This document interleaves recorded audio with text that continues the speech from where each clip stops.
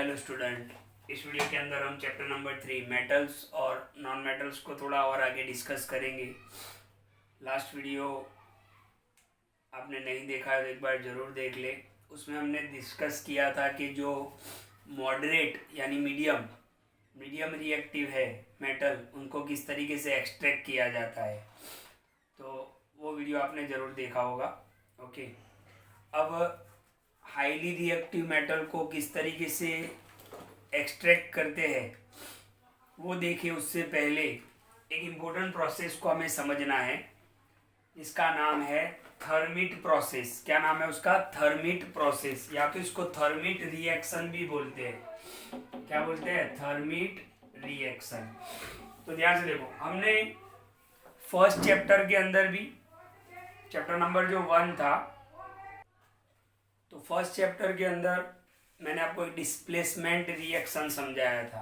Displacement reaction क्या होता है कि जो मोर रिएक्टिव मेटल होते हैं वो लेस रिएक्टिव मेटल को क्या करते हैं? डिस्प्लेस करते हैं उसके ही सॉल्यूशन से। आपको याद होगा कि मैंने आपको ये रिएक्शन समझाया था, याद करो कि Fe प्लस CuSO4, याद होगा आपको। उसको मैंने इस तरीके से समझाया था कि एक बीकर के अंदर हम कॉपर सल्फेट लेते हैं। क्या लेते हैं? कॉपर सल्फेट, और उसके अंदर हम आयरन का नेल डाल देते हैं। ओके, आयरन नेल डाल देते हैं। कॉपर सल्फेट लेना है, उसके अंदर आयरन का नेल डाल देना है। फिर थोड़ी देर बाद उसको आप निकालोगे तो जो कॉपर सल्फेट था उसका जो सल्फेट है वो आयरन पे आ जाएगा। यानी रिएक्शन क्या होगा? FeCuSO4, तो आपको क्या मिलेगा? FeSO4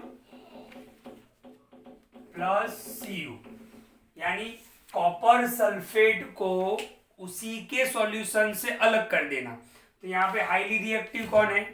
Fe। लो रिएक्टिव कौन है? कॉपर। तो आयरन ने क्या किया? कॉपर को डिस्प्लेस किया। इसी को हम क्या बोलते हैं? Displacement reaction. और ये जो डिस्प्लेसमेंट रिएक्शन होते हैं वो हाईली एक्सोथर्मिक होते हैं। क्या होते हैं? Highly exothermic. अब हमने ये भी पढ़ा था चैप्टर नंबर 1 के अंदर कि एक्सोथर्मिक क्या होता है। तो ऐसे केमिकल रिएक्शन जो प्रोडक्ट बनाते वक्त बहुत ही ज्यादा एनर्जी को बाहर निकालते हैं, यानी बहुत ज्यादा हीट प्रोड्यूस होती है, उसको हम क्या बोलेंगे? एक्सोथर्मिक। उसको हम क्या बोलेंगे? एक्सोथर्मिक। तो ये जो डिस्प्लेसमेंट रिएक्शन है जो मैंने आपको बताया, ओके, ये एक डिस्प्लेसमेंट रिएक्शन का एग्जांपल है। ये जो डिस्प्लेसमेंट रिएक्शन जो है वो एक्सोथर्मिक होते हैं। और एक्सोथर्मिक का मतलब क्या होता है कि ऐसा केमिकल रिएक्शन, ओके, कि जिसके होने से बहुत ही ज्यादा हीट बाहर निकलेगी, हीट इवॉल्व होगी, तो ये एक्सोथर्मिक होते हैं। अब ये बहुत ही ज्यादा हीट निकलती है तो क्या होता है? Amount of heat evolve is so large, इतनी ज्यादा हीट बाहर निकलती है दैट मेटल्स आर प्रोड्यूस, और जो मेटल बनता है वो आपको कौन से स्टेट में मिलता है? मॉल्टन स्टेट के अंदर मिलता है, यानी पिघला हुआ मिलता है। क्यों? क्योंकि बहुत ही ज्यादा हीट इवॉल्व होती है। तो जो भी मेटल्स, जो भी प्रोडक्ट बनेगा, ओके, जो भी मेटल आपको मिलने वाला है वो कौन से स्टेट में मिलेगा? मोल्टन स्टेट के अंदर मिलेगा, पिघला हुआ मिलेगा। इसी को बोलते हैं थर्मिट प्रोसेस। क्या बोलते हैं? Thermite process. तो पूरा डेफिनेशन इसका क्या बनेगा कि more reactive metals displace less reactive metals from the solution of their compound. कि ज्यादा रिएक्टिव मेटल जो होते हैं वो क्या करते हैं? लेस रिएक्टिव मेटल को उसी के कंपाउंड से हटा देते हैं। इसको हम क्या बोलते हैं? Displacement reaction. और ये डिस्प्लेसमेंट रिएक्शन बहुत ही ज्यादा क्या होते हैं? हाईली एक्सोथर्मिक होते हैं। एक्सोथर्मिक यानी बहुत ही ज्यादा हीट प्रोड्यूस होना। और इसी हीट की वजह से, ये जो बहुत ज्यादा हीट निकलती है, इसी की वजह से क्या होता है? जो मेटल्स प्रोड्यूस होता है, जो मेटल बनते हैं वो कौन से स्टेट में बनते हैं? मिलते हैं आपको मॉल्टन स्टेट में, पिघले हुए। इसी को बोलते हैं थर्मिट रिएक्शन। क्या बोलते हैं इसको? Thermite reaction. यानी थर्मिट रिएक्शन को शॉर्ट में अगर बोला जाए तो क्या बोला जाएगा कि जो भी मेटल आप कोई भी ऐसा प्रोसेस करो जिससे आपको जो मेटल मिलने वाला है वो मोल्टन स्टेट में मिले, पिघले हुए स्टेट में मिले, पिघला हुआ मिले, तो उसको बोलते हैं थर्मिट रिएक्शन। ओके, अब इसका एग्जांपल भी देख लेते हैं। और ये कहाँ पे यूज होता है, ये जो मोल्टन स्टेट है वो कहाँ पे यूज होता है, तो रेलवे ट्रैक को ज्वाइन करने के लिए। आपने देखा होगा कि रेलवे ट्रैक, आपने देखा होगा बीच में थोड़ा सा गैप होता है।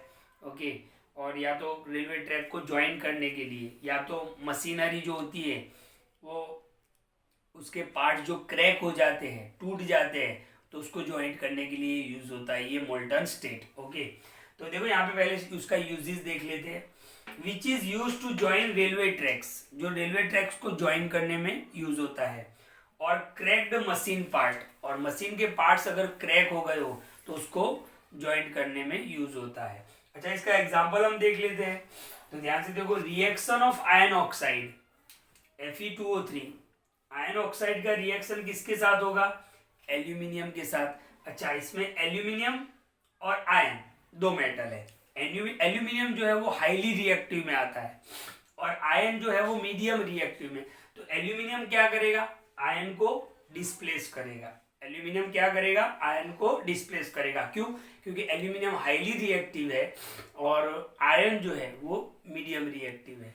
तो इससे आपको क्या मिलेगा, मोल्टन आयन मिलेगा। क्या मिलेगा, पिघला हुआ लोहा। ओके, मोल्टन Fe मिलेगा।